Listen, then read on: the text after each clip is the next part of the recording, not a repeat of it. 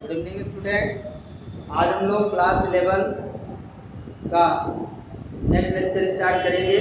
Chapter number 3 चल रहा है ना। चैप्टर नंबर 3 में अभी जो मैंने कल डिस्कस किया था वो क्या किया था।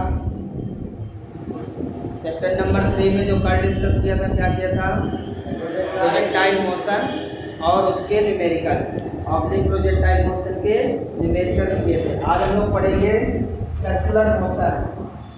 हेडिंग लगाएंगे सभी लोग, सर्कुलर मोशन। सर्कुलर मोशन क्या होता है, जैसा कि नाम में समझ में आता है कि कोई ऐसा पार्टिकल या बॉडी होगी जो सर्कुलर मूव कर रही होगी, ठीक है ना। When a body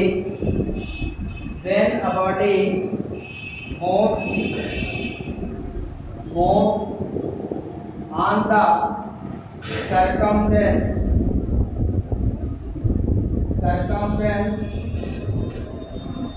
of the circle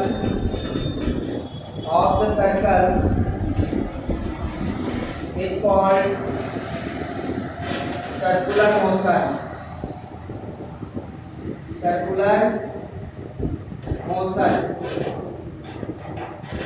कोई भी बॉडी, जैसे ये सर्कुलर पाथ है, कैसा है, सर्कुलर पाथ है, और इसमें कोई बॉडी मूव कर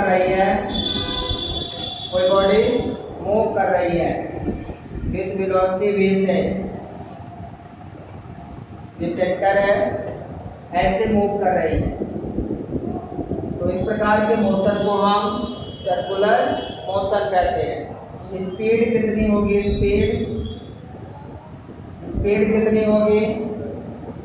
speed equal to distance upon distance. कितना होगा, एक पूरा चक्कर में पूरा पाथ लेंथ कितना होता है, 2 पाई r, और टाइम होगा टाइम पीरियड, एक टाइम का टाइम पीरियड होता है, और r इसकी क्या है, रेडियस। r क्या है, रेडियस। स्पीड इक्वल टू आपको फार्मूला मिल गया 2 पाई r अपॉन t। इसको लिख लें अच्छे से। सर्कुलर मोशन किसमें आता है, ये 2D में आता है। सर्कुलर मोशन किसमें आता है, 2D में, 2 डायमेंशन मोशन। 2 डायमेंशन मोशन वो होता है जिसमें वेलोसिटी और एक्सेलरेशन की डायरेक्शन अलग अलग होती है। तो यदि इसमें वेलोसिटी ये भी है, एक्सेलरेशन इधर है, जिसे हम सेंटीमीटर एक्सेलरेशन बोलते हैं। एक्सेलरेशन की डायरेक्शन और वेलोसिटी की डायरेक्शन यहाँ पे क्या है, अलग अलग। एक्सेलरेशन और वेलोसिटी की डायरेक्शन यदि अलग अलग है तब उसे हम क्या बोलते हैं, सर्कुलर मोशन। क्लियर है।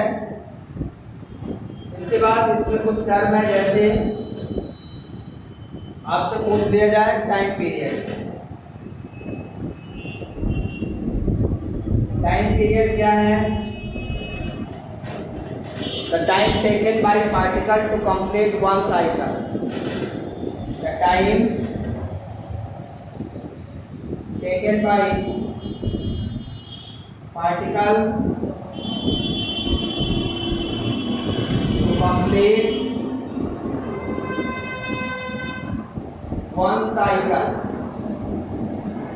एक साइकिल कंप्लीट करने में जितना समय लगता है उसे हम टाइम पीरियड कहते हैं। समझ में आया।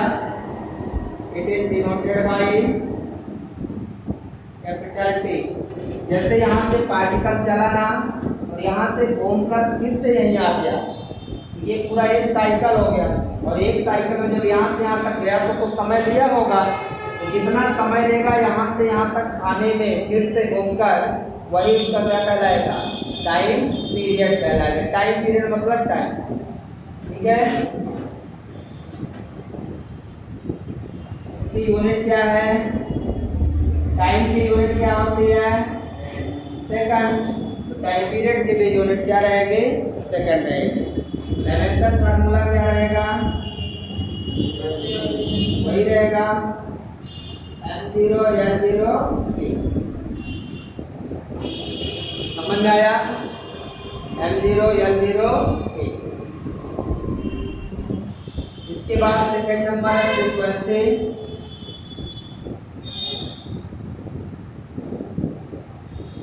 फ्रीक्वेंसी क्या होती है? The number of cycle. Frequency क्या होती है? The number of cycle completed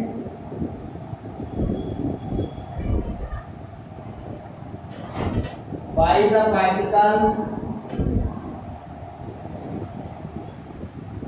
in 1 second. In 1 second, the number of cycles completed by the particle in 1 second is called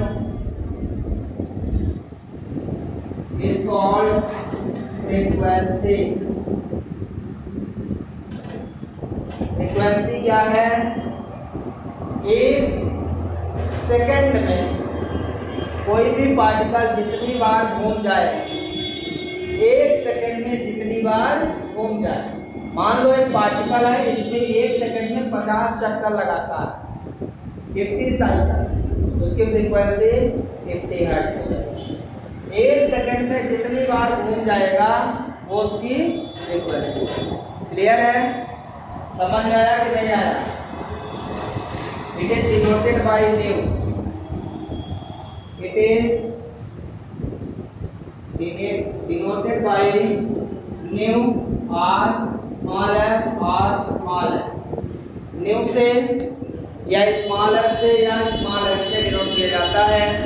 हम यहाँ पे न्यू से डिनोट करेंगे। किससे डिनोट करेंगे? इससे डिनोट करेंगे हम न्यू। समझ में आया क्या? फार्मूला आपका बनेगा frequency equal to frequency nu equal to 1 upon time period. Frequency equal to क्या फार्मूला बन गया? 1 upon time period. Nu equal to बन गया 1 by t. Nu into t equal to क्या बन जाएगा? 1। क्लियर है? Nu equal to 1 by t, nu into t equal to 1। ठीक है? इसकी यूनिट क्या हो जाएगी? इसकी यूनिट क्या होगी? साइकिल पर सेकंड। क्या है? साइकिल पर सेकंड का मतलब एक सेकंड में कितने साइकिल। नंबर ऑफ साइकिल पर सेकंड। नंबर ऑफ साइकिल पर सेकंड। कोई भी पार्टिकल एक सेकंड में कितने चक्कर लगाता है, इसी को बोलते हैं हर्ट्ज। फेमस यूनिट है हर्ट्ज, शॉर्ट फॉर्म में एचजेड। फेमस यूनिट फ्रीक्वेंसी की हर्ट्ज है, इसे शॉर्ट फॉर्म में एचजेड लिखेंगे। टाइम पीरियड और इसका डायमेंशन फार्मूला क्या हो जाएगा? 1 बाई टी है ना, m0 l0 t inverse. This is the dimensional formula of frequency. समझ आ रहा है? इसके बाद टाइम पीरियड हो गया, फ्रीक्वेंसी हो गया। आपने क्वेश्चन है apply complete 420 regulation.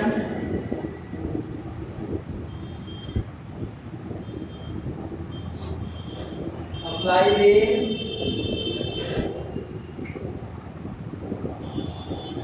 Complete 420 regulation. Apply the complete 420 revolution per minute.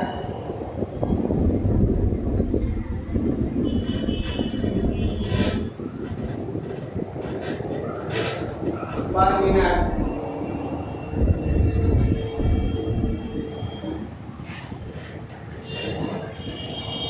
Find frequency. सारी फ्रीक्वेंसी कितनी आएगी?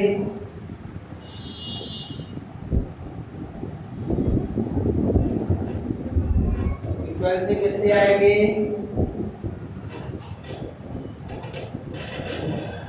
फ्रीक्वेंसी कितनी आएगी? फ्रीक्वेंसी का फार्मूला है साइकिल पर सेकंड। क्या है? साइकिल पर सेकंड या रिवोल्यूशन पर सेकंड। रिवोल्यूशन भी वही चीज है।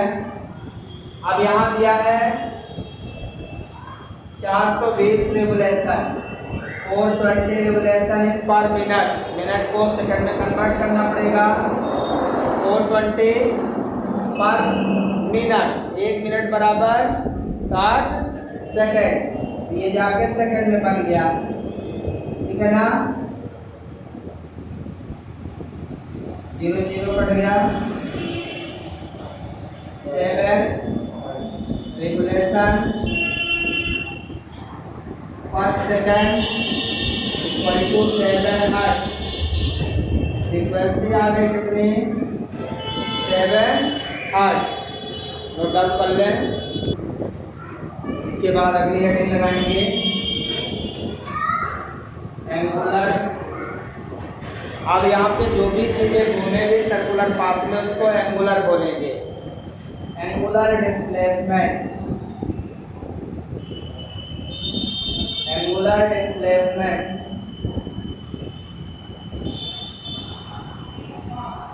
Angular displacement. एंगुलर डिस्प्लेसमेंट क्या होता है? ये total angle subtended by the particle. जो पार्टिकल होता है कि कितना एंगल, जब कोई बॉडी सर्कुलर मोशन करती है तो कितना एंगल बना लेती है, वो एंगुलर क्या हो जाता है? डिस्प्लेसमेंट हो जाता है। The total angle subtended by particle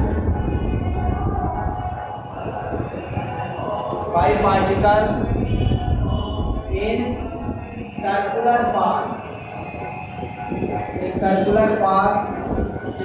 the total angle subtended by particle in circular path is called angular displacement।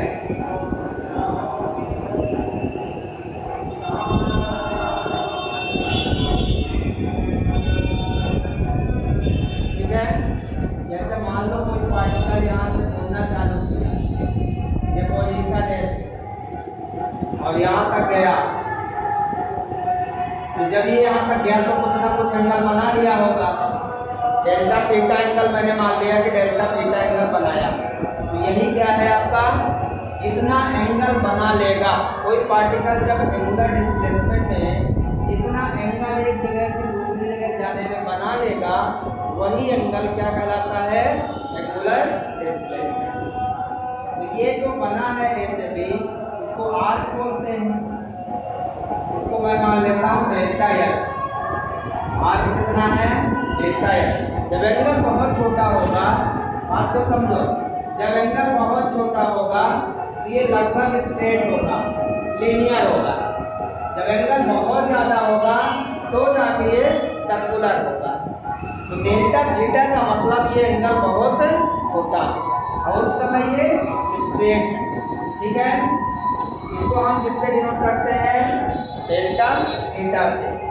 Angular displacement को किससे डिनोट करते हैं? Delta theta. डेल्टा थीटा एक प्रकार का एंगल है। क्या है? एंगल। एंगल का फार्मूला याद है? तो एंगल का फार्मूला वही है, ये रेडियस है। लेकिन मैं एंगुलर डिस्प्लेसमेंट का फार्मूला पूछूं, एंगुलर डिस्प्लेसमेंट का फार्मूला क्या होगा?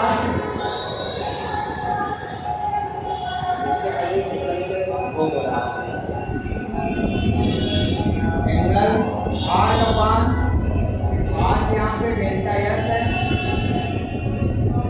अपान रेडियस। डेल्टा थीटा का फार्मूला क्या हो गया? Delta s by delta theta equal to delta s by delta s की एक लेंथ है और आर की एक लेंथ। इसकी यूनिट क्या हो जाएगी? एंगल की यूनिट क्या होती है? एंगल की यूनिट रेडियन, एंगल की यूनिट रेडियन, एंगुलर डिस्प्लेसमेंट की यूनिट रेडियन। ये एक एंगल है, एंगुलर डिस्प्लेसमेंट एक एंगल है, इसकी यूनिट रेडियन हो जाएगी। Dimension formula, it is dimensionless quantity, dimensionless quantity.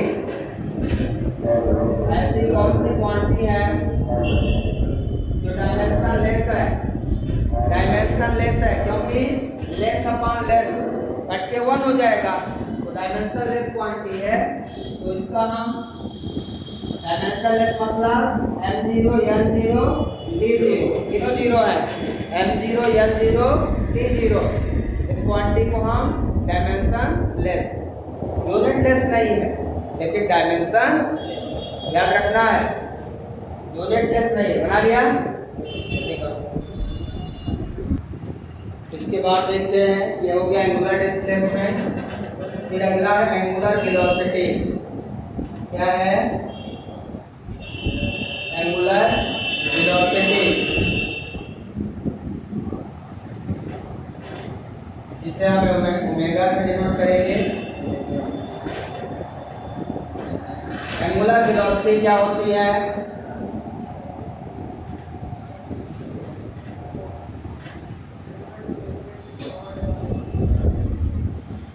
Angular displacement covered by particle in per unit time. Angular displacement, angular displacement covered by particle in per unit time, per unit time is called angular displacement, angular displacement। it is denoted by omega, इसे omega से denote करते हैं। Formula क्या बन जाएगा? Angular velocity का formula बोलिए, angular velocity omega equal to angular displacement delta theta upon time, delta t, delta t. Omega equal to formula बन जाएगा delta theta upon delta t. ठीक है, यदि इंस्टेंटेनियस में लिखेंगे लेकिन delta t tends to 0, delta theta upon delta t हो जाएगा d theta upon dt। Omega equal to क्या मिल गया? d theta upon dt। आपको याद है कि एंगुलर वेलोसिटी आ गई, एक डिस्प्लेसमेंट अपॉन टाइम। आपको लीनियर वेलोसिटी याद है, v equal to dx by dt, displacement upon time velocity. यहाँ angular displacement upon time, angular velocity, काम तो वही है, angular displacement upon time, angular velocity. Linear displacement upon time बड़ा है कि नहीं? इसकी यूनिट क्या हो जाएगी? इसकी यूनिट क्या हो जाएगी बोलिए? इसकी यूनिट रेडियन पर सेकेंड, रेडियन पर सेकेंड। इसकी यूनिट मीटर पर सेकेंड थी, इसकी रेडियन पर सेकेंड हो जाएगी। डायमेंशन फार्मूला क्या हो जाएगा इसका? m0 l0 t-1। क्योंकि ये तो डायमेंशनलेस है ना, अभी अब 1/t होगा, t ऊपर जाएगा तो t-1। थीटा तो डायमेंशनलेस है ना, अभी बताया, उससे कोई मतलब ही नहीं है डायमेंशन से। बस टाइम बस समझिएगा, टाइम ऊपर गया तो क्या हो गया? -1। क्लियर है? ये आपका डायमेंशन फार्मूला हो गया। अब यही डायमेंशन फार्मूला आपने फ्रीक्वेंसी का निकाला, देखिए फ्रीक्वेंसी का सेम डायमेंशन फार्मूला मतलब यही क्या है, इसको बोलते हैं एंगुलर फ्रीक्वेंसी। ध्यान दीजिए, एंगुलर फ्रीक्वेंसी के नाम से भी ये जानता है। कौन? एंगुलर डिस्प्लेसमेंट को एंगुलर फ्रीक्वेंसी कहते हैं। बहुत फेमस नाम है और आगे बहुत यूज आएगा। जब कोई बॉडी रोटेट होगी तो वहाँ एंगुलर वेलोसिटी को ही एंगुलर फ्रीक्वेंसी कहेंगे। It is a vector quantity. It is a, ये वही है जैसे डिस्प्लेसमेंट भी वेक्टर था, एंगुलर डिस्प्लेसमेंट जैसे डिस्प्लेसमेंट है वही सारी कंडीशन है, ठीक है ना। ये क्या है? Vector quantity. और इसे क्या बोलते हैं? एंगुलर फ्रीक्वेंसी बोलते हैं, याद रखना। अब यदि फ्रीक्वेंसी बोलते हैं एंगुलर फ्रीक्वेंसी, तो कोई ना कोई रिलेशन एंगुलर फ्रीक्वेंसी और फ्रीक्वेंसी में होगा। क्या लिख दिया गया? कोई ना कोई रिलेशन तो होगा ना इसमें, कि नहीं होगा? कोई ना कोई रिलेशन होगा। Relation between frequency and angular frequency. बोलिए, relation between frequency nu and angular frequency omega. आप मुझे ये बताइए, जैसे एंगुलर फ्रीक्वेंसी है, कोई पार्टिकल है पूरा एक चक्कर लगाता है, पूरा एक चक्कर लगाता है और घूम के यहीं आ जाता है। एक चक्कर लगाता है और घूमकर यहीं के इधर पार्टिकल है, एक चक्कर लगाता है। कितने चक्कर लगाता है? एक चक्कर। पहले लिख लीजिए। अब कोई पार्टिकल मूव कर रहा है, एक पूरा चक्कर लग रहा है। यदि मैं आपसे पूछूं कि एंगुलर वेलोसिटी क्या होगी? एंगुलर वेलोसिटी को हम लोग क्या बोलते हैं? एंगुलर फ्रीक्वेंसी बोलते हैं। यदि मैं आपसे एंगुलर फ्रीक्वेंसी की बात करूं जो कि ओमेगा है, angular displacement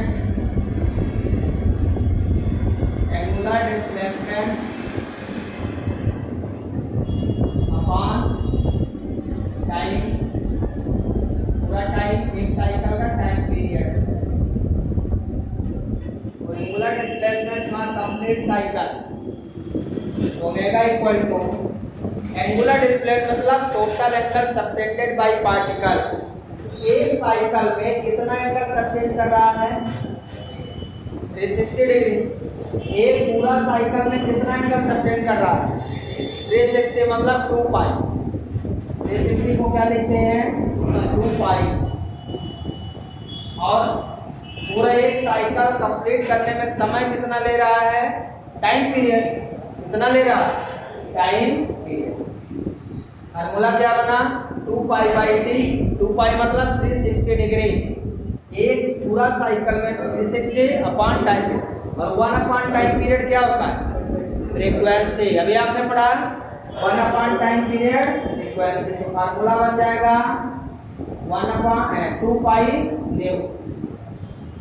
So what is the relation between angular frequency to frequency? Angular frequency equal to 2 pi nu। New हमारे फ्रीक्वेंसी हर्ट्ज में है, ये किसमें है? रेडियन पर सेकंड। ये एंगुलर फ्रीक्वेंसी किसमें है? यूनिट क्या है इसके? रेडियन पर। वही जो एंगुलर वेलोसिटी की यूनिट है, सेम डायमेंशन। याद रहेगा, ये बहुत काम का फार्मूला है। ये फार्मूला आपको हमेशा यूज होगा। और कहाँ से आया आज बता दिया, दोबारा नहीं बताया जाएगा। कहाँ से आया समझ में आया? ओमेगा इक्वल टू पूरा एक साइकिल का displacement upon time period. 2 pi by t, 1 by t equal to 2 pi. जब कभी रेडियन पर सेकंड में फ्रीक्वेंसी नहीं हो, हर्ट्ज में जाना हो, तो ये फार्मूला थर्ड में दिया हो रेडियन पर सेकंड में जाना है तो ये फॉर्मूला समझ में आ गया। लिख लीजिए जल्दी। इसके बाद डिस्कस करेंगे एंगुलर एक्सीलरेशन। एंगुलर एक्सीलरेशन क्या होता है?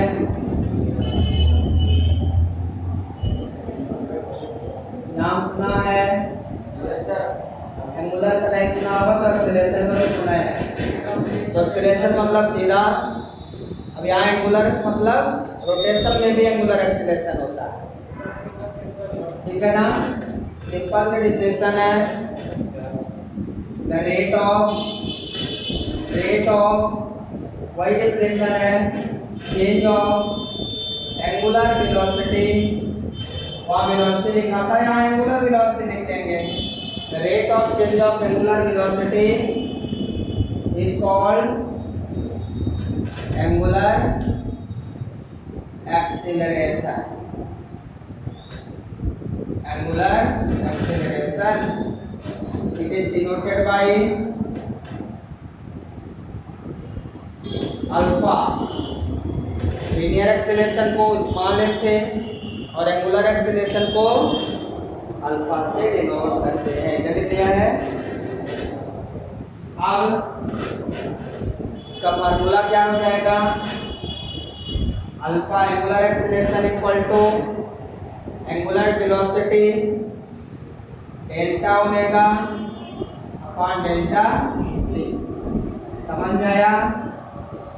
फिर इसको लिमिट में लिखेंगे इंस्टेंटेनियस, ये है instantaneous acceleration delta omega upon delta T को D omega by D T. Alpha equal to क्या फार्मूला मिल गया? डी ओमेगा बाई, आपको लीनियर एक्सीलरेशन में रिलेशन पता है, टीपी बाई टीटी। वेलोसिटी का डिफरेंशिएशन एक्सीलरेशन, एंगुलर वेलोसिटी का डिफरेंशिएशन एंगुलर एक्सीलरेशन, ठीक है। आपको याद है omega equal to D theta by D T, मतलब हम इसको लिख सकते हैं वेलोसिटी का फर्स्ट डिफरेंशिएशन एक्सीलरेशन, डिस्प्लेसमेंट का सेकंड डिफरेंशिएशन क्या हो जाएगी? एक्सीलरेशन। जैसे आपने यहाँ पे पढ़ा था equal to dv by dt या d2x अपॉन dt2। पढ़ा है लीनियर में, पढ़ा है लीनियर में, ये लीनियर है, इधर एंगुलर। बिल्कुल सिमिलर रिलेशन है।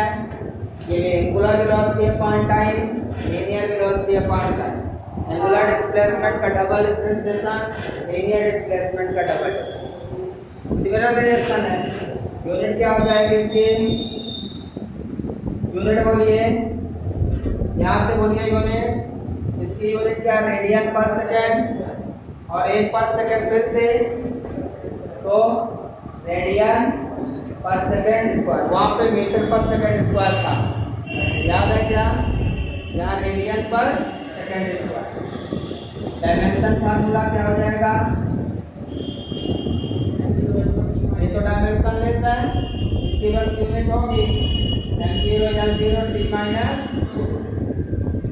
It is a vector quantity, it is a angular acceleration is a vector quantity. Linear acceleration भी वेक्टर था, ये भी वेक्टर है, तो दिक्कत ही नहीं है।